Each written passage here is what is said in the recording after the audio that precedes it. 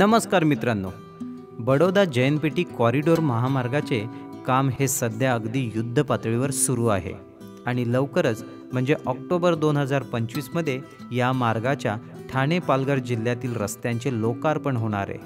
पण त्याआधी कामाची क्वालिटी काय असते हे या व्हिडिओमधून आपण जाणून घेणार आहोत।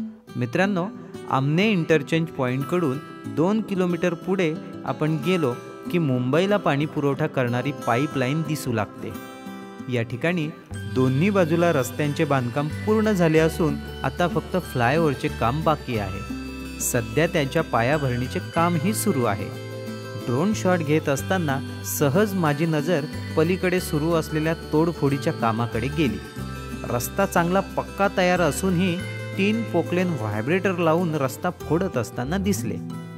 तिथल्या इंजिनियरला भेटून मी सहज त्याबद्दल विचारपूस केली की असे का आपण करत आहात, तर त्याने रस्त्यावर पडलेले बारीक क्रॅक दाखवले। ऊन, वारा, पाऊस, येथील हवामान आणि येथील माती यांमुळे इथल्या रस्त्यावर किंचितसा परिणाम होऊन रस्ता दबला असून रस्त्याला हलके तडे गेलेले आहेत। त्यामुळे संपूर्ण तयार रस्ता खोदून पुन्हा रस्ता बनवण्याचे काम तेथे सुरू आहे। एकदा बनवलेला रस्ता 8 ते 10 वर्ष खराब होणार नाही ही हमी कंपनीने सरकारला दिली असल्याकारणाने कामाच्या क्वालिटीमध्ये कोणत्याही प्रकारचं कॉम्प्रोमाइज करता येणार नाही हे उत्तर त्याने मला दिलं। हे उत्तर ऐकून मनापासून समाधान वाटले व बडोदा जैनपेटी कॉरिडॉर महामार्ग किती गुणवत्तापूर्ण असेल याचा आनंद वाटला।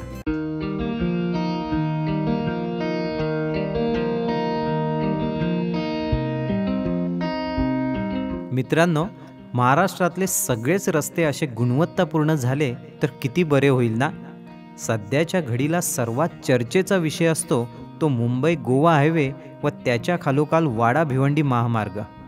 चुकून कधी या रोडवरून प्रवास करण्याचे काम निघाले की 2 दिवस अगदी टेन्शनमध्ये जातात आणि प्रवास करून आल्यावर 2 दिवस संपूर्ण शरीर आमण्यामध्ये जाते। अक्षरशः खड्ड्यांची चाळण या हायवेवर बघायला मिळते। 10 ते 20च्या पुढे आपली गाडी पळतच नाही, दुसऱ्या गिअरवरच संपूर्ण प्रवास करावा लागतो।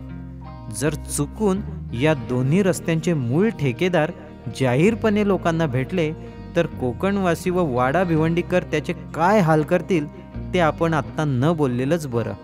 असो, देवा सर्वांना सद्बुद्धी दे आणि महाराष्ट्रातले सर्व हायवे या कॉरिडॉर प्रमाणेच गुणवत्तापूर्ण होऊ दे एवढीच प्रार्थना।